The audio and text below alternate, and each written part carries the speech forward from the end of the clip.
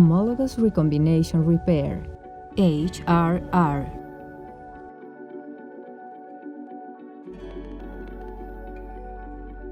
Daños en el ADN. El ADN que se encuentra en las células sufre daños que son consecuencia de factores endógenos, como los errores de replicación, desaminación oxidativa y especies reactivas de la molécula de oxígeno, y factores exógenos como la luz y la radiación UV. Mecanismos de reparación del ADN. Debido a lo anterior, la célula tiene diferentes mecanismos de reparación del ADN. Si este proceso no se lleva a cabo, la célula sufrirá una detención del ciclo celular, senescencia o muerte celular programada. Por tanto, la célula repara el ADN identificando el daño y posteriormente lo restaura mediante varios procesos que incluyen reparación por escisión de nucleótidos, reparación por escisión de bases, unión no homóloga, recombinación homóloga.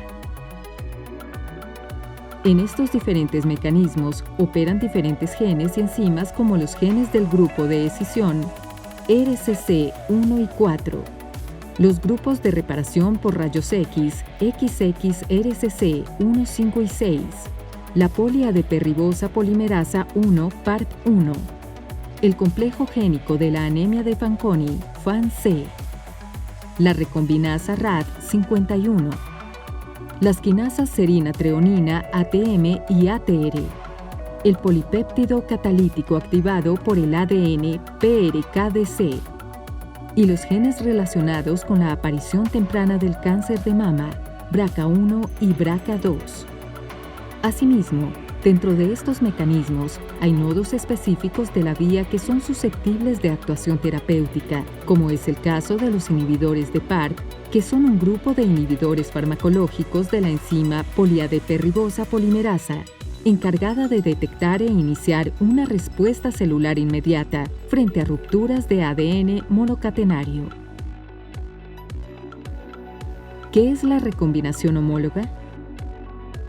Es el mecanismo de reparación de ADN más utilizado por las células para restaurar rupturas nocivas que se producen en ambas hebras de ADN, conocidas como rupturas de doble hebra, lo que genera una pérdida de nucleótidos en ambas cadenas.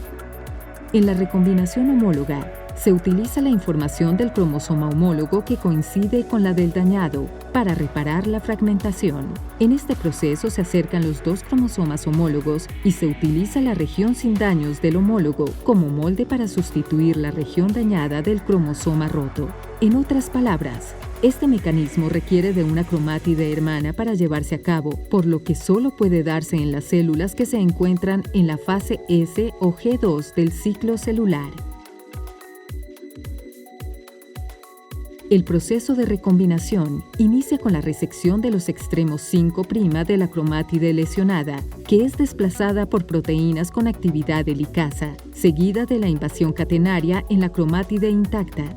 Este proceso requiere de la intervención de varios genes para que se inicie la síntesis de la cadena dañada usando la cromátide intacta como molde. La unión de la cadena en síntesis produce un entrecruzamiento doble entre cromátides, dando lugar a una estructura intermediaria conocida como estructura de Holiday. Recombinación homóloga y los inhibidores PARP. La célula tiene el poder de reparar el ADN por varias vías. Por ejemplo, la vía de reparación por escisión de bases en la que participa la enzima poliADP-ribosa PARP y la vía de recombinación homóloga en la que se encuentran involucrados los genes BRCA1 y BRCA2. Estas dos vías de reparación fueron consideradas para la creación de medicamentos conocidos como inhibidores de PARP. ¿Cómo funcionan estos medicamentos? En las células normales, la célula es capaz de reparar el ADN por el mecanismo de reparación por escisión de bases y la recombinación homóloga. En las células con mutaciones en los genes BRCA1 y BRCA2 que hacen parte de la vía de reparación de la recombinación homóloga, no son capaces de reparar el ADN por esta vía. Sin embargo, lo pueden hacer por la vía de reparación por escisión de bases. Cuando las células están bajo la acción de inhibidores de la enzima poliADP-ribosa, medicamento usado como tratamiento en diferentes tipos de cáncer como seno, ovario, próstata, entre otros. Las células reparan el ADN por la vía de recombinación homóloga.